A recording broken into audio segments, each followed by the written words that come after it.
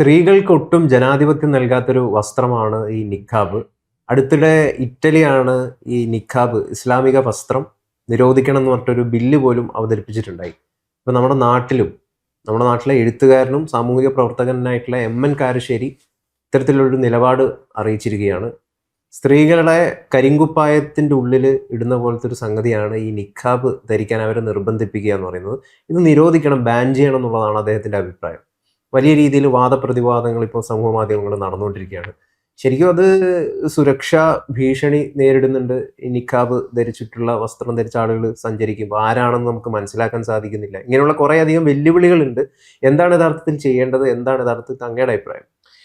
അല്ല, ഇത് മുസ്ലിം സമുദായത്തിനകത്ത് തന്നെ ഈ നിക്കാബിനെതിരെ വലിയ വിമർശനങ്ങളുണ്ട്. ഇപ്പോൾ ഉദാഹരണത്തിന് MESന്റെ ഫസൽ ഗഫൂർ തന്നെ നിക്കാബ് ധരിച്ചുകൊണ്ട് അവരുടെ കോളേജുകളിലോ സ്കൂളുകളിലോ ഒന്നും എത്താൻ കഴിയില്ല എന്നുള്ളത് വളരെ വ്യക്തമായി പറയുകയും അദ്ദേഹം അത് നടപ്പിലാക്കുകയൊക്കെ ചെയ്തു. അപ്പോൾ അത് തീർച്ചയായിട്ടും ഓരോ സ്ഥാപനത്തിന് അതൊരു പ്രധാനപ്പെട്ട വിഷയമാണെങ്കിൽ ഉറപ്പായിട്ടും തന്നെ അത് അവരുടെ സ്ഥാപനത്തിലേക്ക് കടക്കുമ്പോൾ അത് നിഷ്കർഷിക്കാനുള്ള എല്ലാ സ്വാതന്ത്ര്യവും അവർക്കുണ്ട്. ഇപ്പം ഇതിൽ കാരശ്ശേരി മാഷ് പറയുന്നത് തന്നെയെന്ന് പറഞ്ഞിട്ടുണ്ടെങ്കിൽ അദ്ദേഹം പറയുന്ന ഒരു ഉദാഹരണം എന്ന് പറഞ്ഞാൽ പ്രിയദർശിനി ബസ്സിൽ ഒരാണ് ഇത്തരത്തിൽ പർദ്ദയും നിക്കാബും ഒക്കെ ധരിച്ച് കയറിയാൽ എങ്ങനെയാണ് മുഖം പൊക്കി നിക്കാബ് പൊക്കി നോക്കാൻ പറ്റൂ എന്നുള്ളതാണ്. നിക്കാബ് പൊക്കി നോക്കേണ്ടടുത്താണെങ്കിൽ അത് നോക്കണം, അല്ലാതെ വേറെ വഴിയില്ല. അല്ലെങ്കിൽ അവരോട് മുഖം കാണിക്കാൻ പറയണം, കാരണം അല്ലാതെ വേറെ വഴിയില്ല. അപ്പം അത് ഇപ്പം ഏതൊക്കെ സ്ഥാപനങ്ങളിൽ വേണം എന്ന് ചോദിച്ചാൽ അത് ഓരോരോ കാര്യങ്ങളിലും അവരവർ തീരുമാനിക്കേണ്ടതാണ് എന്നുള്ളത് ഞാൻ പറയും. കാരണം പ്രത്യേകിച്ച് ഇപ്പോൾ ഹിജാബ് ധരിക്കരുത് എന്നുള്ളത് ചില വിദ്യാലയങ്ങളിൽ പറയുകയും അത് കർണാടകത്തിൽ വലിയ പ്രശ്നമാവുകയൊക്കെ ചെയ്തിട്ടുണ്ട്. അപ്പം അതുകൊണ്ട് ഇത് യഥാർത്ഥത്തിൽ ഒന്നാമത്തെ കാര്യം എന്ന് പറഞ്ഞാൽ ഇതൊക്കെ മതങ്ങൾ അടിച്ചേൽപ്പിക്കുന്ന വസ്ത്രമാണ്, ഇതിൻ്റെ ഒന്നും ആവശ്യമില്ല എന്നുള്ളതാണ് വ്യക്തിപരമായ എൻ്റെ അഭിപ്രായം. ഒരു സംശയമില്ല നിക്കാബ്. പക്ഷെ അത് ഫോഴ്സ്ഫുള്ളി നിരോധിക്കണോ എന്നുള്ള കാര്യത്തിൽ, അതായത് ഇന്ത്യ രാജ്യത്ത് അങ്ങനെ ആരും തന്നെ നിക്കാബ് ധരിക്കരുത് എന്നൊക്കെ നമ്മൾ പറയണോ എന്നുള്ള കാര്യത്തിൽ എനിക്കിപ്പോഴും സംശയമുണ്ട്. കാരണം അങ്ങനെയൊന്നും പറയണ്ട. പകരം ഈ സെക്യൂരിറ്റി ഭീഷണികളോ ബാക്കിയുള്ള പ്രശ്നങ്ങളോ ഉള്ള സ്ഥലങ്ങളിൽ എന്ത് ചെയ്തോളൂ, അത് നിങ്ങൾ എന്ത് ചെയ്യണം, ഉയർത്തി കാണിക്കണം, അല്ലെങ്കിൽ അത് ധരിക്കരുത് എന്ന് പറയുന്നതിന് കുഴപ്പമൊന്നുമില്ല. കാരണം അല്ലെങ്കിൽ എന്താ ഗൗതം പ്രശ്നമെന്ന് വെച്ചാൽ, കാര്യം ശരിയാണ്, ഇതൊന്നും ആവശ്യമില്ലാത്ത കാര്യമാണെങ്കിൽ പോലും ഇത് ഒരു അവരുടെ വലിയ സ്വാതന്ത്ര്യത്തിനും അല്ലെങ്കിൽ ഡിസ്റ്റർബൻസും ഒക്കെ സൊസൈറ്റിയിൽ ഉണ്ടാക്കാൻ സാധ്യതയുള്ള കാര്യങ്ങളാണ്. അപ്പം അതുകൊണ്ട് പിന്നെ മുഖം മറക്കുന്നതിന് ഒരു കാരണവശാലും അനുകൂലിക്കാൻ കഴിയില്ല. കാരണം എന്താ പ്രശ്നം എന്ന് വെച്ചിട്ടുണ്ടെങ്കിൽ നാളെ ഇപ്പം ഞാനതാ പറഞ്ഞത്, ഏതെങ്കിലും ഒരു സ്ഥാപനത്തിലേക്കോ അല്ലെങ്കിൽ എവിടേക്കെങ്കിലോ ഒരു പബ്ലിക് പ്ലേസുകളിലോ ഇത് വേണ്ട എന്നാണ് ഗവൺമെന്റ് തീരുമാനിക്കുന്നതെങ്കിൽ അതിന് പ്രശ്നമൊന്നുമില്ല. പക്ഷെ അത് ഇപ്പം ഞാൻ വിചാരിക്കുന്നത് അതിന് അവർക്ക് പോലും വലിയ പ്രശ്നം ഉണ്ടാവില്ല. കാരണം നമ്മുടെ ഇവിടെ ഇപ്പം ഒരു മുസ്ലിം സ്ത്രീകളടക്കമുള്ള ആളുകൾ എത്ര പേര് നിക്കാബ് ധരിച്ച് നടക്കണമെന്നത് വളരെ കുറവാണ്. അല്ല, നമുക്ക് കാണാൻ പറ്റും ഇപ്പോൾ വോട്ടർ നിരവധിയായിട്ടുള്ള സ്ത്രീകൾ കണ്ണു മാത്രം കാണിച്ചുകൊണ്ട്. അല്ല, നിരവധിയായിട്ടുള്ളതെന്നൊക്കെ പറഞ്ഞാലും താരതമ്യേന വളരെ കുറവ്. ഇപ്പൊ മലപ്പുറത്തോ അല്ലെങ്കിൽ കോഴിക്കോടോ ഒക്കെ സഞ്ചരിച്ചിട്ട് പോലും ഇപ്പം ഞാൻ നിരന്തരമായി സഞ്ചരിക്കുന്ന ഒരാളാണ്. മലപ്പുറത്തോ കോഴിക്കോടോ ഒക്കെ സഞ്ചരിച്ചിട്ടും ഞാനിപ്പോൾ നിലമ്പൂർ ഏതാണ്ട് 20-25 ദിവസം ഉണ്ടായിട്ടും അത്തരത്തിൽ വരുന്ന ആളുകൾ വളരെ കുറവാണ്. ഞാൻ പറയണത് ശരിയാണ്, തട്ടമിട്ട് വരുന്ന ആളുകളൊക്കെ ശരിയാണ്, മഹാഭൂരിപക്ഷം അങ്ങനെയൊക്കെ തന്നെയാണ് വരുന്നത്, തട്ടമിട്ടാണ് വരുന്നത്, അതിലൊന്നും സംശയമില്ല. പക്ഷേ നിക്കാബ് ധരിച്ചൊക്കെ വരുന്നവരുടെ നമ്പർ കുറേ കൂടി കുറവാണ്. ഇത് യഥാർത്ഥത്തിൽ ഇപ്പം നിരോധിച്ചാൽ സംഭവിക്കാൻ പോണ എന്താണെന്ന് വെച്ചിട്ടുണ്ടെങ്കിൽ ഇതിനെതിരെയുള്ള ഒരു പ്രതിഷേധം ഉണ്ടാവുകയും ഇത് മതപരമായി അവരുടെ ഒരു സ്വാതന്ത്ര്യത്തെ കൈകടത്തുന്നതായിട്ടൊക്കെ വ്യാഖ്യാനിക്കപ്പെടും എന്നുള്ള കാര്യത്തിൽ സംശയമില്ല. അത് കൃത്യമായി കുറച്ചും കൂടി ഒരു സമയമെടുത്ത് ബോധവൽക്കരണത്തിലൂടെയും കുട്ടികളെ പഠിപ്പിക്കുന്നതിലൂടെയൊക്കെ ഇത് മാറ്റിയെടുക്കണം എന്നുള്ളതാണ് എൻ്റെ. എന്തിനാണ് എം.എൻ. കാരശ്ശേരി ഇപ്പം ഇതിങ്ങനെ വന്ന് പറഞ്ഞിരിക്കുന്നത്? അല്ല, അതുകൊണ്ടാണ് എനിക്ക് സംശയമുള്ളത്. കാരണം കാരശ്ശേരി മാഷി ചില കാര്യങ്ങളിൽ വളരെ വിചിത്രമായിട്ടുള്ള ചില ആവശ്യങ്ങൾ ചില സമയങ്ങളിലും ഒക്കെ പറയാറുണ്ട് എന്നുള്ളത് നമ്മൾ മറന്നു വരുന്നത്. ഇപ്പോൾ കാരശ്ശേരി മാഷിനോട് അദ്ദേഹം കുറെ കൂടി സ്വതന്ത്രമായ അഭിപ്രായം പറയുന്ന ഒരാളായിട്ടാണ് ഞാൻ ആദ്യം മനസ്സിലാക്കിയിരുന്നത്. പക്ഷെ പിന്നീട് എനിക്ക് തോന്നി അങ്ങനെയല്ലെന്ന് തോന്നി. ഇപ്പോൾ ഉദാഹരണത്തിന് രാഹുൽ മാങ്കൂട്ടത്തിൻ്റെ ഇഷ്യൂ വന്നപ്പോൾ ഒരു നല്ല ചെറുപ്പക്കാരനല്ലേ എന്നൊക്കെ പറയുന്നത് കേട്ടു. അപ്പം അത്തരത്തിൽ പലപ്പോഴും വിഷയങ്ങളിലേക്ക് ഇടപെടാതെ കൃത്യമായിട്ട് മറ്റൊരു പ്രശ്നം ഉയർത്തി കാണിക്കുന്നു. ഇപ്പം കേരളത്തിൽ നിലനിൽക്കുന്ന ഏറ്റവും പ്രധാനപ്പെട്ട വിഷയം എന്താ? കേരളത്തിൽ ഇപ്പം നിലനിൽക്കുന്ന ഏറ്റവും പ്രധാനപ്പെട്ട വിഷയം എന്ന് പറഞ്ഞാൽ ഈ 28 മരണങ്ങൾ ഉണ്ടായിരിക്കുന്നു, വലിയ തോതിൽ മഴക്കെടുതി അനുഭവിക്കുന്നു. ആ സമയത്ത് ഇപ്പം ഇത്തരത്തിലുള്ള ഒരു ചർച്ച ഉയർത്തിക്കൊണ്ടുവരേണ്ടതിൻ്റെ ആവശ്യം എന്താണെന്ന് മനസ്സിലായില്ല. പക്ഷേ അദ്ദേഹം ആ സമുദായത്തിനകത്ത് തന്നെയുള്ള ആളായതുകൊണ്ട് സ്വാഭാവികമായിട്ട് അത്തരം വിഷയങ്ങൾ ഉയർത്തുന്നതിനും തെറ്റില്ല. പക്ഷെ അത് ഇപ്പം ഈ സമയത്ത് ഗൗതം പറഞ്ഞ പോലെ അതിൻ്റെ ആവശ്യം എന്തായിരുന്നു പ്രകോപനമൊന്നും നമുക്കറിയില്ല. ഞാനിപ്പോൾ മാധ്യമങ്ങൾ അത് വലിയ രീതിയിൽ ഏറ്റെടുത്തു. അല്ല, മാധ്യമങ്ങളത് ഏറ്റെടുക്കും. അദ്ദേഹം ഒരു വീഡിയോ ചെയ്തതാണ്. അദ്ദേഹത്തിന്റെ അഭിപ്രായം, അദ്ദേഹത്തിന് ഏത് സമയം വേണമെങ്കിലും അത് എന്ത് വേണമെങ്കിലും പറയാം. പക്ഷെ അത് മാധ്യമങ്ങൾ ഏറ്റെടുത്ത് ശ്രദ്ധേയമാക്കി. അല്ല, മാധ്യമങ്ങൾ അത് ഏറ്റെടുക്കുന്നതിന്റെ പിന്നിൽ പല അജണ്ടകളും ഒക്കെ ഉണ്ട്. കാരണം എന്ന് വെച്ചാൽ അതൊരു പ്രോ സംഘപരിവാർ അജണ്ടയുടെ ഭാഗമായിട്ട് കൂടിയാണ് ഇത്തരം കാര്യങ്ങൾ കൂടുതലായിട്ട് സെല്ല് ചെയ്യപ്പെടുന്നത്. അതിന്റെ പല പ്രശ്നങ്ങളും ഉണ്ടായിരുന്നു. അല്ല, അപ്പൊ ഇറ്റലിയിൽ ഇപ്പൊ മെലോനി ഇത് ബില്ല് അവതരിപ്പിക്കുമ്പോൾ അവർ പറഞ്ഞത് ഇങ്ങനെ ധരിക്കുന്നവർക്ക് പിഴ പോലും ഈടാക്കുന്ന ഒരു ബില്ലാണ്. കടുത്ത ഇസ്ലാമിക മതമൗലികവാദം ഭീഷണി ഉയർത്തുന്നു രാജ്യത്ത്. അപ്പം മെലോണിയും സംഖ്യയാണോ? ഇറ്റലിയിൽ മെലോണി ഇത് നടപ്പാക്കുന്നതിനോ, ഫ്രാൻസിൽ ഹിജാബ് മറ്റേ എയർപോർട്ടുകളിൽ നിന്ന് ഊരിക്കളഞ്ഞിട്ട് പുറത്തേക്ക് വരണം എന്നിടക്ക് അവിടത്തെയുള്ള ഭരണാധികാരികൾ പറഞ്ഞതൊക്കെ മറ്റൊരു കോണ്ടെക്സ്റ്റാണ്, കാര്യമാണ്. പിന്നെ ഞാൻ നേരെ ഗൗത്തോട് തിരിച്ചു, അതൊക്കെ വേറെ കോണ്ടെക്സ്റ്റാണ്, അതൊക്കെ ഒരുപാട് സമയമെടുക്കുന്ന കാര്യമാണ്. അതോടെ നിൽക്കട്ടെ. ഞാൻ ചോദിക്കുന്നത് ഇപ്പൊ, അല്ല ഞാൻ പറയാം, അത് വേണമെങ്കിൽ അതിൽ കുഴപ്പമില്ല. താങ്കൾ ചിരിച്ചൊന്നുമില്ല, പറഞ്ഞോളൂ.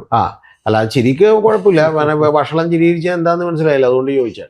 രണ്ടാമത്തെ കാര്യം എന്ന് പറഞ്ഞാൽ, അല്ല താങ്കൾക്ക് ഇതിനെക്കുറിച്ച് അറിയാത്തോണ്ടാണ്. എനിക്ക് അറിയാത്തോണ്ട് ഞാൻ ചോദിച്ചു കോണ്ടെക്സ്റ്റ്. അല്ല, കോണ്ടെക്സ്റ്റ് എന്താന്ന് വെച്ചിട്ടുണ്ടെങ്കിൽ ഈ ഞാൻ തിരിച്ചൊരു വാദം ചോദിക്കുന്നു, അത് ചോദിച്ചിട്ട് ഞാൻ കോണ്ടെക്സ്റ്റിലേക്ക് വേണമെങ്കിൽ വരാം. താങ്കൾ ചോദിച്ചോ. ഈ മതമൗലികവാദം ഒഴിവാക്കാനായിട്ട് നേരെ നിക്കാബ് മാത്രമൊക്കെ ഒഴിവാക്കിയാൽ മതിയാ? അല്ല, എനിക്ക് ചോദ്യം പറഞ്ഞ് മനസ്സിലായില്ല. മതമൗലികവാദം ഒഴിവാക്കാനും ഇസ്ലാമിസ്റ്റ് ഐഡിയോളജികളുടെ ഈ പറയുന്ന പോലെ ഒരു പൊളിറ്റിക്കൽ ഇസ്ലാമിന്റെ ഐഡിയോളജികളൊക്കെ വളരുന്നതിനും നമ്മൾ നിക്കാബ് അങ്ങോട്ട് ഒഴിവാക്കിയാൽ അത് സഹായകരമാകുമോ? എങ്ങനെയാണ് അത് പിന്നില്ലാതായിക്കോളൂ? നിക്കാബിലാണോ ഇത് മുഴുവൻ ഇരിക്കണേ? ആണോ? എനിക്ക് മനസ്സിലാവുന്നില്ല.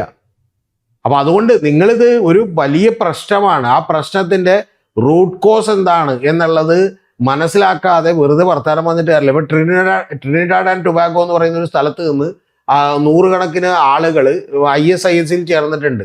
അവിടെ നിക്കാബ് ധരിച്ചുകൊണ്ടല്ല, അവിടെ നിന്ന് പുരുഷന്മാരായിട്ടുള്ള ആളുകളാണ് ചേർന്നിരിക്കുന്നത്. അപ്പൊ അതിന്റെ റിയൽ കോസ് എന്താണ്, റിയൽ കാരണം എന്താണ് എന്ന് മനസ്സിലാക്കി ചികിത്സിക്കുന്നതിന് പകരം ഇത്തരത്തിലുള്ള തൊലിപ്പുറമെയുള്ള കാരണങ്ങൾ കൊണ്ട് മാത്രം കാര്യമില്ല. അതായത് സാറ് പറയുന്നത് ഈ നിക്കാബ് നിരോധിച്ചത് കൊണ്ട് മാത്രം മതമൗലികവാദം ഇല്ലാതാക്കാൻ എങ്ങനെ ഇല്ലാതാവും? അങ്ങനെയാണെങ്കിൽ നിക്കാബ് ധരിച്ചിട്ടുള്ളവരാണ് മറ്റേ ISIS പോയാണെങ്കിലേ ഈ മതമൗലികവാദത്തിന്റെ ഒരു അംശം കൂടിയാണല്ലോ. മുഴുവനായിട്ട് ഇല്ലാതാക്കാൻ പറ്റില്ല, ഞാൻ പറഞ്ഞ സാറ് പറഞ്ഞ് അംഗീകരിക്കുന്നു. പക്ഷെ മതമൗലികവാദത്തിന്റെ ഒരു അംശം തന്നെയാണല്ലോ ഈ തീവ്ര ചിന്താഗതികൾ. അതെ, ആ തീവ്ര ചിന്താഗതികൾ ഇവിടെ ഇന്ത്യയിൽ വളരുന്നതിന്, അല്ലെങ്കിൽ ഫ്രാൻസിൽ വളരുന്നതിന്, ഇറ്റലിയിൽ വളരുന്നതിന്, ലോകമെമ്പാടും വളരുന്നതിന് മറ്റു പല സാഹചര്യങ്ങളുണ്ട്. ആ സാഹചര്യങ്ങൾ ഇല്ലാതാക്കിക്കൊണ്ട്, അതുകൊണ്ടാണ് ഞാൻ ഇടയ്ക്കൊരു വാചകം പറഞ്ഞത്, കൃത്യമായിട്ട് മറ്റേ സ്കൂളുകളിൽ നിന്ന് തന്നെ കുട്ടികളെ ഇത് കൃത്യമായി പഠിപ്പിക്കാനുള്ള ധൈര്യം നമ്മൾ കാണിക്കണം എന്ന് പറഞ്ഞത്. അതായത് ഏറ്റവും ആദ്യം മനുഷ്യനാണെന്നും മനുഷ്യത്വമാണ് വലുതെന്നും അതിനുശേഷമാണ് മതങ്ങളും ആചാരങ്ങളും ഒന്നും, അതിലുള്ള തെറ്റായ കാര്യങ്ങൾ നിങ്ങൾ പിന്തുടരേണ്ടതില്ല, നിങ്ങൾക്ക് അതിനുള്ള സ്വാതന്ത്ര്യമുണ്ട് എന്നൊക്കെ കൂടി പഠിപ്പിക്കുകയും അവരുടെ മനസ്സിന് കുറെ കൂടി വികാസം ഉണ്ടാക്കുകയും ചെയ്തുകൊണ്ടാണ് ഈ പ്രശ്നങ്ങൾക്ക് പരിഹാരം കാണേണ്ടത്. അല്ലാതെ നിക്കാബ് ഇപ്പൊ പെട്ടെന്ന് ഒരു പ്രശ്നമാക്കി ഉയർത്തിക്കൊണ്ട് ഇന്ത്യ മുഴുവൻ അങ്ങനെ നിരോധിച്ചുകൊണ്ട് എന്താ ഗുണം ഉണ്ടാകാൻ പോകുന്നത്? മനസ്സിലായി? ഇനി ഹിജാബ് നേരെ ഒക്കെ എല്ലാവരും ധരിക്കണമെന്ന് പറഞ്ഞുകൊണ്ട് എന്താണ് എല്ലാവരും മതമൗലികവാദികളാവും? ഇപ്പൊ ഇറാനിൽ എല്ലാവരും ഹിജാബ് ധരിക്കണം, ഹിജാബ് മാറിക്കിടന്ന പ്രശ്നമാണെന്ന് പറഞ്ഞാൽ എന്ത് സംഭവിച്ചു അവിടെ? അപ്പൊ അതുകൊണ്ട് ഇതിലൊന്നും, അതാണ് ഞാൻ പറഞ്ഞ, ഇതിന്റെ റൂട്ട് കോസ് എന്താണ്, യഥാർത്ഥ കാരണം എന്താണ്? ഇറാനിൽ ഒരു പെൺകുട്ടിയുടെ ഹിജാബ് കറക്റ്റായിട്ട് ധരിച്ചിട്ടില്ല മഹ്സാമീനി, അവരെ അടിച്ചു കൊന്നു. 2018 അവരെ അടിച്ചു കൊന്നു. അവരെ കൊല്ലുന്നതിന് മുമ്പ് ഗൗതം അറിയേണ്ടത് 100 കണക്കിന് ആളുകളെ വേറെ കൊന്നിട്ടുണ്ട്. അപ്പൊ ഇതൊന്നും ആദ്യമായിട്ട് സംഭവിച്ചതല്ല. അവിടെ വധശിക്ഷകൾ നടപ്പാക്കുന്നത് ഈ സ്ത്രീക്ക് ചിലപ്പോൾ വേറെ ഏതെങ്കിലും പുരുഷനായിട്ട് ബന്ധമുണ്ടെന്ന് സംശയം തോന്നിയാൽ പോലും വധശിക്ഷ നടപ്പാക്കുന്നുണ്ട്. അങ്ങനെയുള്ള നിരവധി കാര്യങ്ങളുണ്ട്. അതെല്ലാം തന്നെ ഞാൻ പറഞ്ഞു വന്നത് അവിടെ വലിയ തോതിൽ മതമൗലികവാദം അടിച്ചേൽപ്പിച്ചിട്ടും ആളുകൾ അത് കേട്ടോ, ആളുകൾ അതിനെതിരെ പ്രതികരിക്കുകയാണ് ചെയ്തിട്ടുള്ളത്. അപ്പൊ അതുകൊണ്ട് ഇതൊക്കെ, അതാണ് ഞാൻ പറഞ്ഞത്, ഇതിന്റെ റൂട്ട് കോസ് എന്താണ്, യഥാർത്ഥ കാരണം എന്താണ്, മൂല കാരണം എന്താണ് എന്ന് മനസ്സിലാക്കാതെ വെറുതെ നമ്മളിരുന്ന് ഒരു ചെറിയ പ്രതിബിംബം അല്ലെങ്കിൽ അതിൻ്റെ ഒരു ചെറിയ സിംറ്റം, ഒരു സൂചന, അതിനെതിരെ പടപൊരുതിയിട്ടൊന്നും കാര്യം ഇല്ല. അതുകൊണ്ട് മാഷ് വിചാരിക്കുന്ന പോലെ ഇപ്പൊ ഇതങ്ങോട്ട് ഒഴിവാക്കി ഇത് സെക്യൂരിറ്റി പ്രശ്നമാണ് എന്ന് പോലും ഞാൻ വിചാരിക്കുന്നില്ല. ഇത് യഥാർത്ഥ സ്ത്രീകളുടെ സ്വാതന്ത്ര്യത്തിലുള്ള പ്രശ്നമാണോ? അല്ല, സ്ത്രീകൾ ഇപ്പൊ സ്വാതന്ത്ര്യത്തിന് പ്രശ്നമൊന്നുമില്ലല്ലോ. സ്ത്രീകൾ ആരെങ്കിലും ധരിക്കാതെ നടന്നുണ്ടെങ്കിൽ ആളുകൾ വേണം എന്ന് പറയുന്നുണ്ടോ? ഇല്ല. പക്ഷെ നമ്മുടെ ഇവിടെ ഒരു കാര്യം കറക്റ്റാണ്. നമ്മുടെ ഇവിടെ എന്തുകൊണ്ടാണ് ഈ മതത്തിന്റെ ചിഹ്നങ്ങൾ അത് കൂടുതലായി പ്രദർശിപ്പിക്കപ്പെടുന്നത് എന്നുള്ളത് ഗവൺമെന്റ് പഠിക്കേണ്ടതാണ്. അപ്പൊ ഒരു 20-25 കൊല്ലം മുമ്പ് ഇല്ലാത്ത പർദ്ദയും ഇല്ലാത്ത ചരടും ഇല്ലാത്ത ഈ പറയുന്ന പോലെ കുറികളും എങ്ങനെയാണ് ഇത് കൂടുതലായി വരുന്നത്, ഇതൊരു ഐഡന്റിറ്റിയായി മാറുന്നത് എന്തുകൊണ്ടാണെന്നൊക്കെ ഉള്ളത് വളരെ ആഴത്തിൽ പഠിക്കുന്നു. വേറൊരു സൈക്കോളജി ഇല്ലേ സാറേ, ഒരു സ്ത്രീയുടെ ശരീരം മൊത്തം മറച്ച് കണ്ണ് മാത്രം കാണിച്ചിട്ട് ഒരു സ്ത്രീ നടക്കാൻ പാടുള്ളൂ എന്നൊരു മതഗ്രന്ഥമോ അല്ലെങ്കിൽ മതപണ്ഡിതരോ പറയുന്നുണ്ടെങ്കിൽ അതിന്റെ പിന്നിലുള്ള സൈക്കോളജി എന്താ? അല്ല, അങ്ങനെ ഒരു ആശയം പ്രചരിക്കുന്നതിന്റെ സൈക്കോളജി, ആശയം പ്രചരിക്കുന്നതിന്റെ സൈക്കോളജി എന്താണെന്ന് വെച്ചാൽ ഗൗതം, പുരുഷാധിപത്യ സമൂഹത്തിൽ മതം എപ്പോഴും മുതുകത്ത് കയറിക്കൊണ്ടിരുന്നത്, തലയിൽ കയറിക്കൊണ്ടിരുന്നത് സ്ത്രീകളുടെ കാര്യത്തിലാണ്. ഇപ്പോൾ ഒരു ഉദാഹരണം ഞാൻ ഗൗതത്തിനോട് പറയാം. ഞാൻ ഇപ്പം ഇത് പോട്ടെ, ഇപ്പം ഇതൊക്കെ നമ്മളിപ്പോൾ മറ്റൊരു മതത്തിൻ്റെ കാര്യം, നമ്മൾ രണ്ടുപേരും ആ മതത്തിൽ ഇപ്പോൾ ജനിച്ചവരല്ലാത്തതുകൊണ്ട് നമ്മളിപ്പോൾ മറ്റൊരു മതത്തിൻ്റെ കാര്യം കൂടുതലായി സംസാരിക്കുന്നതിന് വരാം. വിളക്ക് വെച്ചിട്ട് ഉമ്മറത്തിരിക്കാൻ പാടില്ലെന്നുണ്ടായിരുന്നു. ഇപ്പം എങ്ങനെയുണ്ട്? അവരുടെ വീടാണ്, അവരുടെ സ്ഥലമാണ്, ഇത് ഉമ്മറത്തിരിക്കുന്നത് ഐശ്വര്യക്കേടാണ് എന്ന് പറയുന്ന കാര്യങ്ങൾ വരെ ഉണ്ട്. അപ്പൊ ഇതെല്ലാം എന്താന്ന് വെച്ചിട്ടുണ്ടെങ്കിൽ പലപ്പോഴും സ്ത്രീ ശരീരത്തിന്റെ പുറത്താണ് എല്ലാ മതങ്ങളും ഇതുപോലെ ആധിപത്യം സ്ഥാപിക്കാൻ ശ്രമിച്ചിട്ടുള്ളത്. കാരണം അവരുടെ നിലനിൽപ്പ് എന്ന് പറയുന്നത് അതിന്റെ പുറത്തുള്ള കാര്യങ്ങളിലാണ്. അതുകൊണ്ടാണ് അവർക്ക് പ്രത്യേകമായ ഡ്രസ്സുകൾ, അവർക്ക് പ്രത്യേകമായ കാര്യങ്ങൾ, ഇതെല്ലാം തന്നെ വന്നിട്ടുള്ളത്. അത് ലോകത്തെ എല്ലായിടത്തുമുള്ള പ്രവണത. ഇവിടെ എന്താണ് XNY എന്ന് പറയുന്ന ഒരു ലേണിംഗ് സെന്ററുമായി ബന്ധപ്പെട്ടിട്ട് ഒരു വിവാദം നടന്നുകൊണ്ടിരിക്കുകയാണ്. അവര് ആരിഫ് ഹുസൈൻ തിരുവോത്തിനെതിരെ പരാതി കൊടുത്തു പോലീസിൽ. പോലീസ് അന്വേഷണമൊന്നും നടത്തിയില്ല, കോടതിയിൽ പോയി, കോടതി FIR രജിസ്റ്റർ ചെയ്യാൻ പറഞ്ഞിരിക്കുന്നത്. അപ്പൊ അതില് XNY പറയുന്നത് 2025 ആരിഫ് ഹുസൈൻ ഒരു പോസ്റ്റ് എഴുതി. ആ പോസ്റ്റ് എന്ന് പറയുന്നത് അവിടെ പഠിപ്പിക്കുന്ന പല അധ്യാപകർ, പ്രത്യേകിച്ചും ഈ ഡോക്ടർ അബ്ദുള്ള ബാസിൽ CPA പോലുള്ള ആളുകൾ തീവ്ര ഇസ്ലാമിസ്റ്റ് ആയിട്ടുള്ള ആശയങ്ങൾ അല്ലെങ്കിൽ ഹോമോഫോബിക് ആയിട്ടുള്ള ആശയങ്ങൾ പ്രചരിപ്പിക്കുന്നവരാണ്. അത്തരത്തിലുള്ള ആളുകൾ ഈ വിദ്യാർത്ഥികളെ പഠിപ്പിക്കുമ്പം വലിയ രീതിയിലുള്ള പ്രശ്നങ്ങൾ അവർക്ക് ഉണ്ടാക്കും. ഇയാളുടെ ഒരു വീഡിയോ പോലും ഇപ്പോൾ സമൂഹ മാധ്യമങ്ങളിൽ പ്രചരിക്കുന്നുണ്ട്. ഇയാൾ പറയുന്നതാണ്, സ്ത്രീകൾ കൃത്യമായിട്ട് ഹിജബും കാര്യങ്ങളും ധരിച്ചുകൊണ്ടാണ് എല്ലാ ഇടങ്ങളിലും ഇറങ്ങേണ്ടത്. ഇപ്പോഴത്തെ പെൺകുട്ടികൾ ജീൻസും ടൈറ്റ് ജീൻസും സ്ലീവ്ലെസ് ഒക്കെ ഇട്ടിട്ടാണ് നടക്കുന്നത്. നാണക്കേടാണ് നമ്മുടെ സമുദായത്തിന്. സ്ത്രീ അവളുടെ ശരീരത്തിന്റെ വടിവ് പോലും കാണിക്കാതെ വേണം പുറത്തേക്ക് ഇറങ്ങേണ്ടത്. ഈ ഹിജാബ് എന്ന് പറയുന്നത് ഒരു ചോയ്സ് അല്ല എന്നും കൂടി അദ്ദേഹം പറഞ്ഞിരിക്കുകയാണ്. പല സ്ഥലങ്ങളിലും പറയുന്നത് ചോയ്സ് ആണെന്നാണ്, ഇദ്ദേഹം പറയുന്നത് ചോയ്സ് പോലും അല്ല എന്നാണ്. ഈ അബ്ദുള്ള ബാസിദ് എന്ന് പറഞ്ഞത് ഗൗതം, ഡോക്ടർ അബ്ദുള്ള ബാസിദ് എന്ന് പറഞ്ഞത് യഥാർത്ഥത്തിൽ ഇതേ പ്രതിലോമകരമായിട്ടുള്ള ആശയങ്ങൾ ഈ സമൂഹത്തിലേക്ക് പങ്കുവെക്കുന്ന ഒരാളാണ്. അതിൽ യാതൊരു തർക്കവും ഇല്ല. പിന്നെ ഇവരൊക്കെ തന്നെയാണ് ഈ പറയുന്ന സൂംബ കേരളത്തിൽ വരണമെന്ന് പറഞ്ഞപ്പോഴേക്കും താങ്കൾ അറിയേണ്ടത് ആദ്യമായിട്ട് മറ്റേ വിസ്ഡം ഗ്രൂപ്പ്, അതിന്റെ ആൾക്കാരാണ് ഇതെല്ലാം, മനസ്സിലായി? അവരാണ് ഇത് എന്ത് ചെയ്തത്. വിസ്ഡം ഉണ്ട്. ശരിക്കും പറഞ്ഞാൽ നോ വിസ്ഡം ഗ്രൂപ്പ് എന്ന് ഒരു പേര് മാറ്റണമെന്നൊരു അഭിപ്രായം ഞാൻ എന്നേ പറയണ്ടല്ലോ. അതെ, വിസ്ഡം ഗ്രൂപ്പ് എന്ന് ഇടരുത്. കാരണം എന്താ, വെറുതെ വാക്കിന്റെ അർത്ഥം തെറ്റിക്കരുത്. അപ്പൊ അതുകൊണ്ട് അത് വിസ്ഡം ഗ്രൂപ്പ് അല്ല, നോ വിസ്ഡം ഗ്രൂപ്പാണ്. അവരെന്ത് ചെയ്തു, ഇതുപോലെയുള്ള കാര്യങ്ങൾ ചെയ്തു. പുള്ളിക്കൊക്കെ ഇത് പലപ്പോഴും ഇതേ അഭിപ്രായം ഉണ്ടെന്ന് പറഞ്ഞാൽ ക്ലാസ്സിൽ മാത്രമല്ല അവർ ഇത് പറയണേ. ഗൗതം അറിയേണ്ടത് ഇപ്പൊ ആ കോച്ചിങ് സെന്ററിൽ മാറ്റിയിരുത്തി, കോച്ചിങ് സെന്ററിൽ മാറ്റിയിരുത്തി. കൂടാതെ അവരുടെ വീഡിയോകളിലൂടെ അവരിത് നിരന്തരമായി പറഞ്ഞുകൊണ്ടിരിക്കുകയാണ്. കൂടാതെ നമ്മുടെ ഇവിടുത്തെ പല മെയിൻ ചാനലുകളും ഇവർക്ക് ആവശ്യത്തിനും അനാവശ്യത്തിനും സ്പേസ് കൊടുത്തുകൊണ്ടിരിക്കുകയാണ്. അപ്പൊ അവരുടെയൊക്കെ അഭിപ്രായങ്ങൾ തീർച്ചയായിട്ടും ഒരു മത മൗലികവാദത്തിനോട് ചേർന്ന് നിൽക്കുന്ന അടിസ്ഥാനപരമായിട്ടുള്ള കാര്യമാണ്. അതിൽ തർക്കമൊന്നുമില്ല. ആ കാര്യം ഇപ്പൊ ആരിഫ് ഹുസൈൻ പറഞ്ഞിട്ടുണ്ട്. നിയമപരമായിട്ട് എന്താണെന്ന് വെച്ചാൽ നിങ്ങളുടെ കേസ് എടുക്കട്ടെ, അതിന് കുഴപ്പമില്ല. ഞാനിപ്പോ ആരിഫ് ഹുസൈൻ എൻ്റെ ഡീറ്റെയിൽസ് കൂടി ചോദിക്കാൻ വേണ്ടി വിളിച്ചിരുന്നു, കിട്ടിയില്ല. പക്ഷെ ഞാൻ പറഞ്ഞത് ബേസിക്കലി ഉള്ള ഒരു കാര്യം എന്ന് പറഞ്ഞാൽ ഇത്തരത്തിലുള്ള വാദങ്ങളൊക്കെ ഇന്ത്യയിൽ പണ്ടും നിലനിന്നിരുന്നു, ഇപ്പോഴും നിലനിന്നിരുന്നു.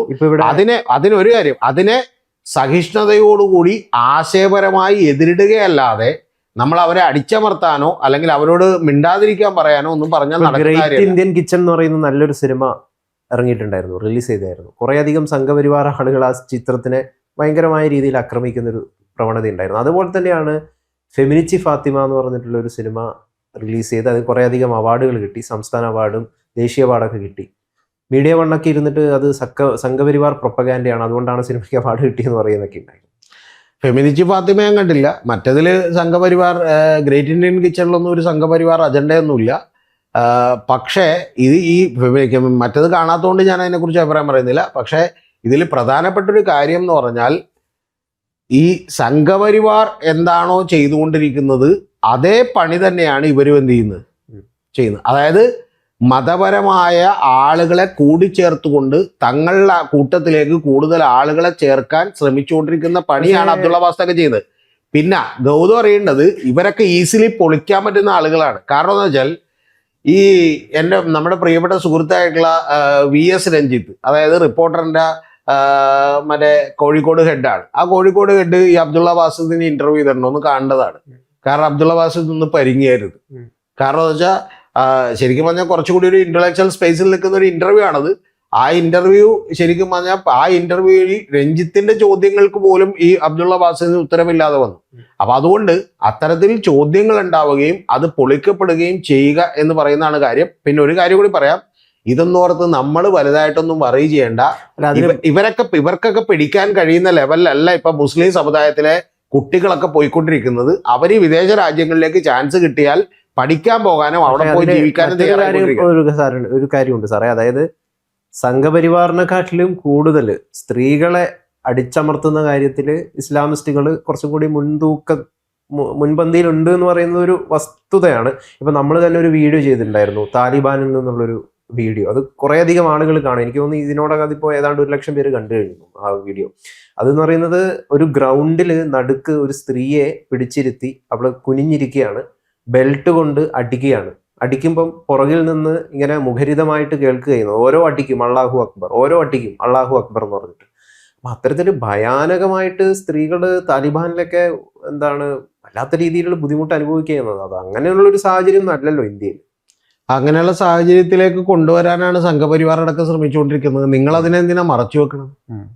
നിങ്ങൾ ഈ പറയുന്ന ഇപ്പൊ മറ്റേ അഫ്ഗാനിസ്ഥാനിലെ താലിബാനിലെ മുസ്ലിം സഹോദരന്മാരെ കുറിച്ച് നിങ്ങൾ ഖേദിക്കുകയും നിങ്ങൾ ഇവിടെ ബിൽക്കിസ് ബാനുവിനെ കാണാതെ പോവുകയും ചെയ്യുന്നത് എന്തുകൊണ്ടാ? അല്ല, അതിനെ കുറിച്ച് നമ്മൾ അതിനെക്കുറിച്ച് നമ്മൾ പറഞ്ഞിട്ടില്ല. പറഞ്ഞത് എന്താന്ന് ഒരു മിനിറ്റ് അതിനെക്കുറിച്ച് നമ്മൾ പറഞ്ഞിട്ടില്ല. ആരും ന്യായീകരിക്കും. അല്ല വേണ്ട, ഗോൾവാൾക്കർ ന്യായീകരിക്കുന്നുണ്ടോ?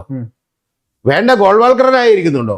ഈ പറയുന്ന RSSന്റെ തലതൊട്ടപ്പന്മാരായിട്ടുള്ള ആളുകൾ എഴുതി വെച്ചിരിക്കുന്ന പുസ്തകങ്ങളിൽ യഥാർത്ഥത്തിൽ ഈ പറയുന്ന ഈ മോഹൻദാസിനൊക്കെ എവിടെ നിന്നാണ് ഈ ഐഡിയ കിട്ടിയെന്ന് ചോദിച്ചാൽ അവർ റേപ്പ് ചെയ്യപ്പെടേണ്ടവരാണ്. അതായത് മറ്റേ നിങ്ങൾ കീഴടക്കുന്ന രാജ്യത്തെ അന്യമതസ്ഥരായിട്ടുള്ള സ്ത്രീകളെ റേപ്പ് ചെയ്യപ്പെടേണ്ടതാണ് എന്നുള്ള സൂചനകൾ പോലും കൃത്യമായി എഴുതി വെച്ചിട്ടുള്ളുണ്ട്. പിന്നെ അതൊക്കെ നടക്കാത്ത എന്തുകൊണ്ടാന്ന് വെച്ചാൽ അവർക്കും ഇതുപോലെ ഭൂരിപക്ഷമോ അല്ലെങ്കിൽ ഇതോ കിട്ടാത്തതുകൊണ്ടാണ്. അതേസമയം മുസ്ലിം ഫണ്ടമെന്റലിസം കൂടുതൽ വളർന്നിട്ടുള്ള രാജ്യങ്ങളിൽ ഇത്തരത്തിലുള്ള സാഹചര്യങ്ങളുണ്ട് എന്നുള്ളത് സത്യമാണ്. അപ്പൊ അതുകൊണ്ട് മനസ്സിലായി. സാറ് പറഞ്ഞു വരുന്നത് എന്താ വെച്ച് കഴിഞ്ഞാൽ താലിബാൻ ഇന്ത്യയിൽ പോലും സംഭവിക്കാമെന്നാണ്. അങ്ങനെയല്ല പറഞ്ഞത്. ഞാൻ അങ്ങനെയല്ല. താലിബാൻ ഇന്ത്യയിൽ സംഭവിക്കണമെങ്കിൽ കുറച്ച് ബുദ്ധിമുട്ടുണ്ട്. നിങ്ങളുടെ ഏറ്റവും വലിയ ഉദ്ദേശം എന്താണെന്ന് അറിയാമോ?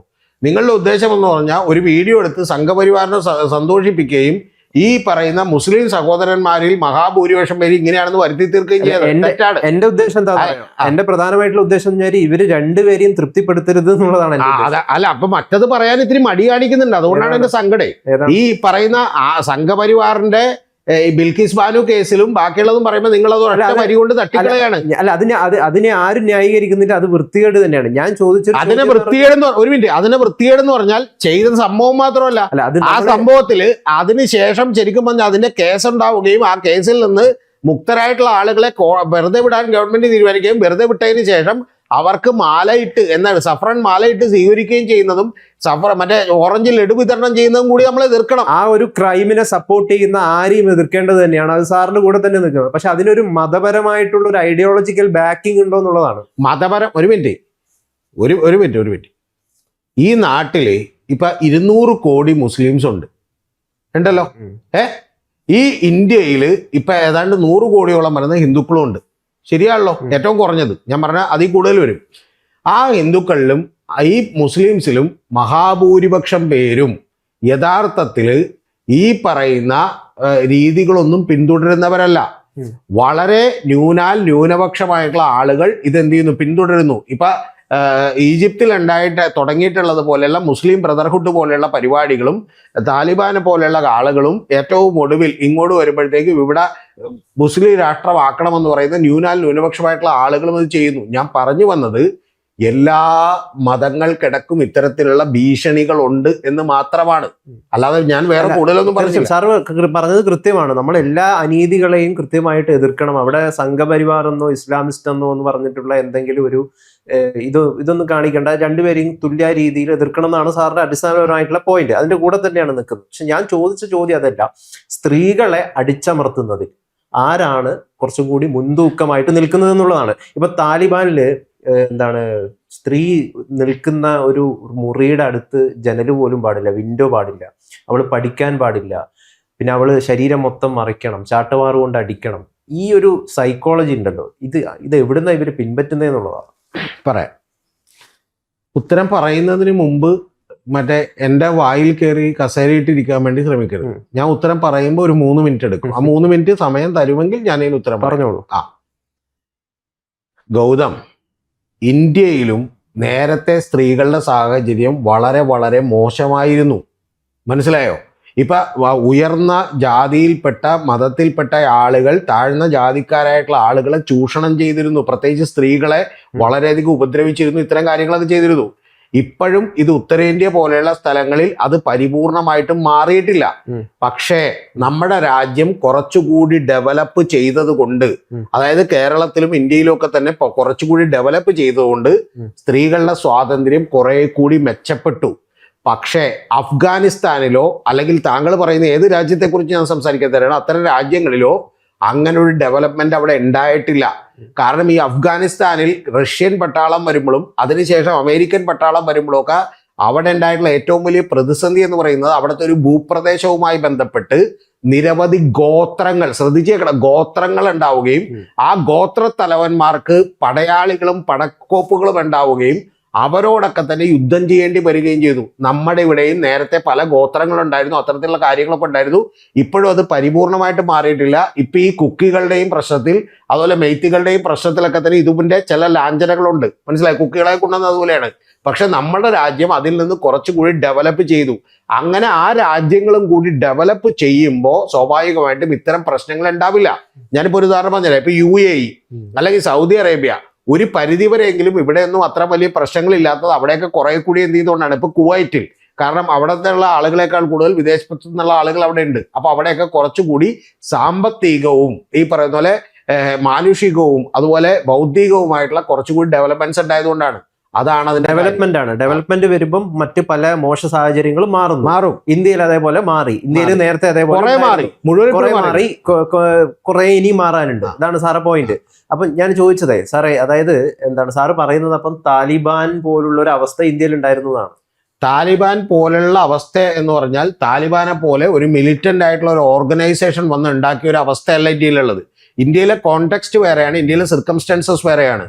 ഇന്ത്യയിലെ സിർക്കംസ്റ്റൻസസ് എന്തായിരുന്നു എന്ന് ചോദിച്ചാൽ, ജാതീയമായിട്ടുള്ള വിവേചനം കൊടികുത്തി വാഴുകയും ഈ പറയുന്ന അപ്പർ ക്ലാസ് അല്ലെങ്കിൽ അപ്പർ കാസ്റ്റുകൾ എന്ന് പറയുന്ന ആളുകളുടെ കയ്യിലേക്ക് ഭൂമി മുഴുവൻ എത്തിപ്പെടുകയും ആ ഭൂമി ഇല്ലാതെ കർഷകരായിട്ടുള്ള തൊഴിലാളികളായി മാത്രം സാധാരണക്കാർ ജീവിക്കേണ്ടി വരികയും അവർക്ക് മാറുമറക്കാൻ പോലും ഇതില്ലാതിരിക്കുകയും കല്യാണം കഴിയുമ്പോഴും അല്ലെങ്കിൽ അവർക്ക് തോന്നുന്ന സ്ത്രീകളെ പിടിച്ചുകൊണ്ടു പോകാനുള്ള വരെയുള്ള സാമ്പത്തിക ബലവും ആയുധ ബലവും അതിനുള്ള സൈന്യവും ഒക്കെ ഉണ്ടാവുകയും ചെയ്തിട്ടുണ്ട്.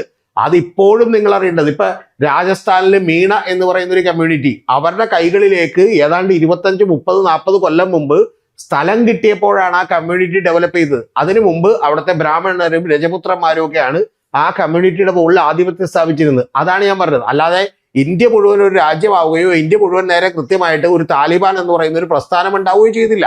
അപ്പൊ അത്തരം കാര്യങ്ങളിലുള്ള ചേഞ്ചസ് മാത്രമേ ഉള്ളൂ. അത് ഡെവലപ്മെന്റ് ഉണ്ടായിട്ടില്ല. പക്ഷെ നമ്മൾ ഏതെങ്കിലും അതുപോലെയുള്ള അവികസിതമായിട്ടുള്ള രാജ്യങ്ങളെ ചൂണ്ടിക്കാണിച്ചുകൊണ്ട് മാത്രം ഒരു തീരുമാനത്തിലെത്തൽ അസാധ്യമാണ് എന്നേ പറഞ്ഞുള്ളൂ. അതായത് സാറ് പറഞ്ഞു വരുന്നത്, ഈ സ്ത്രീകളെ അടിച്ചമർത്തുന്ന കാര്യത്തിൽ സംഘപരിവാർ ആയാലും ഇസ്ലാമിസ്റ്റുകാരായാലും തുല്യരാണ് എന്നാണ്. എന്റെ പൊന്നു സുഹൃത്തെ, സംഘപരിവാരും ഇസ്ലാമിസ്റ്റുകളും മാത്രമല്ലെന്നേ. ഇംഗ്ലണ്ടിൽ എന്നാണ് സ്ത്രീകൾക്ക് ആദ്യമായിട്ട് വോട്ടവകാശം കിട്ടിയെന്ന് താങ്കൾക്കറിയോ? സ്ത്രീകൾക്ക്, അതായത് ജനാധിപത്യം വരുമ്പോൾ, വോട്ടവകാശം വരുമ്പോൾ ഏറ്റവും ആദ്യം ലോകത്ത് സ്ത്രീകൾക്ക് വോട്ടവകാശം ഉണ്ടായിരുന്നില്ല. കാരണം സ്ത്രീകളെ എല്ലാ കമ്മ്യൂണിറ്റികളും എല്ലാ സൊസൈറ്റികളും ഒരു രണ്ടാം തര പൗരന്മാരായി കണക്ക് കൂട്ടിയിരുന്ന കാര്യമാണ്. അത് മാറി മാറി വരുന്നേ ഉള്ളൂ. അത് ചില രാജ്യങ്ങളിൽ, ഇപ്പൊ UK പോലെ, അമേരിക്ക പോലെ, നെതർലാൻഡ്സ് പോലെ, അല്ലെങ്കിൽ സ്വീഡൻ പോലെ, ഡെൻമാർക്ക് പോലെയുള്ള ചില രാജ്യങ്ങളിൽ അത് കുറെ കൂടി ഡെവലപ്പ് ചെയ്ത് മാറി. ഇന്ത്യയിൽ പോലും അത്രത്തോളം മാറിയിട്ടില്ല. മനസ്സിലായേ? ലിച്ചൻസ്റ്റൈൻ എന്ന് പറയുന്ന രാജ്യത്ത് കുറെ കൂടി ഡെവലപ്പ് ചെയ്ത് മാറി. അതുപോലെ നമ്മളിവിടെ മാറിയിട്ടില്ല. അവിടെ ഒന്നും മതിലുകളില്ല. ഇവിടെ മതിലില്ലെങ്കിൽ നമുക്ക് ജീവിക്കാൻ പറ്റില്ല. കാരണം നമുക്ക് പേടിയാണ് അപ്പുറത്തൊപ്പം ഒന്ന് ഉപദ്രവിക്കുന്നത്. അപ്പൊ അത്തരം ലെവലുകളിലേക്ക് നമ്മൾ എന്ത് ചെയ്തിട്ടില്ല, മാറിയിട്ടില്ല. അതിന് ചരിത്രപരമായ അവിടെ ഭരണപരമായ വികസനത്തിന്റെ നിരവധി കാര്യങ്ങൾ അപ്പൊ സാർ പറയുന്നത് സ്ത്രീകൾക്ക് ഉള്ള ഈ ചൂഷണങ്ങൾ, സ്ത്രീകളെ മതപരമായിട്ട് അവരെ ചൂഷണം ചെയ്യുന്നു, മതപണ്ഡിതന്മാർ ചൂഷണം ചെയ്യുന്നു, ഈ ചൂഷണങ്ങളൊക്കെ മാറണം, വികസനം അതിനായിട്ട് സഹായിക്കുന്നുള്ളതാണ്. അപ്പം തീർച്ചയായിട്ടും നമ്മളെ MN കാരശ്ശേരി മുമ്പോട്ട് വെച്ച ഈ ആശയത്തിനോടൊപ്പം നമ്മൾ നിൽക്കുകയാണല്ലോ വേണ്ടത്. അതായത് നിക്കാബ് സ്ത്രീയെ കരിങ്കുപ്പായത്തിൽ കുഴിച്ചു മൂടുന്ന പരിപാടിയാണെന്ന് അദ്ദേഹം പറയുന്നു. പ്രിയദർശിനി ബസ്സിൽ പർദ്ദയിട്ട പുരുഷൻ കയറിയാൽ എങ്ങനെ തിരിച്ചറിയുമെന്ന് അദ്ദേഹം പറയുന്നു. മുഖം മൂടുന്ന പർദ്ദ നിരോധിക്കണം എന്ന് അദ്ദേഹം പറയുന്നു. അപ്പം ഇത്തരത്തിൽ വികസനം വരുമ്പോൾ സ്വാഭാവികമായിട്ട് ഇതൊക്കെ മാറേണ്ടതാണ്, നമ്മൾ ഇതിനോടൊപ്പം നിൽക്കേണ്ടതുമാണ്. ഈ MN കാരശ്ശേരി മാഷ് പറഞ്ഞതിലെ ഒരു ബാക്ക്ഗ്രൗണ്ടിലെ ഏറ്റവും അടിസ്ഥാനപരമായിട്ടുള്ള കാര്യത്തോട് ഞാൻ യോജിക്കുന്നു. കാരണം ഇത് MN കാരശ്ശേരി മാഷ് ഇന്ന് കണ്ടുപിടിച്ച് പറഞ്ഞൊരു കാര്യമല്ല. ഞാൻ പറഞ്ഞല്ലോ, കുറെ പേര് ഫസൽ ഗഫൂർ ഇതിനു മുമ്പ് അവരുടെ MESന്റെ കോളേജുകളിൽ സ്ഥാപനങ്ങളിൽ നിന്ന് നടപ്പിലാക്കണം എന്ന് പറഞ്ഞിട്ടുണ്ട്. ശക്തമായ നിലപാടെടുത്തിട്ടുണ്ട്, നടപ്പിലാക്കിയിട്ടുണ്ട് ഫസൽ ഗഫൂർ പറഞ്ഞായതുകൊണ്ട് ബാക്കിയുള്ള ആർക്കും വേറെ കുഴപ്പം തോന്നിയില്ല, അതുകൊണ്ട് നടപ്പിലാക്കിയിട്ടുണ്ട്. ഇനി ഞാൻ പണ്ട് വായിച്ചിട്ടുള്ള MTയുടെ ബുക്കിൽ എഴുതി വെച്ചിട്ടുണ്ട്. അതായത് ഒരു മഠത്തിന്റെ അടുത്തുകൂടി പോകുമ്പോഴേക്കും എന്ന് പറഞ്ഞാൽ ഇല്ല, ഒരിക്കലും അവൾ, അതായത് സ്വന്തം പ്രണയിനിയെ കുറിച്ച് ആലോചിക്കുമ്പോൾ ഇല്ല, ഒരിക്കലും അവൾ സ്വന്തം ഈ പറയുന്ന പോലെ എന്താണ് ജീവിതം ഇരുണ്ട കുപ്പായത്തിനകത്ത് അടക്കം ചെയ്തിട്ടുണ്ടാവില്ല എന്ന് പറയുന്നത്. എന്തിനാണെന്നറിയോ? കന്യാസ്ത്രീകളുടെ കുപ്പായത്തെ കുറിച്ചാണ്.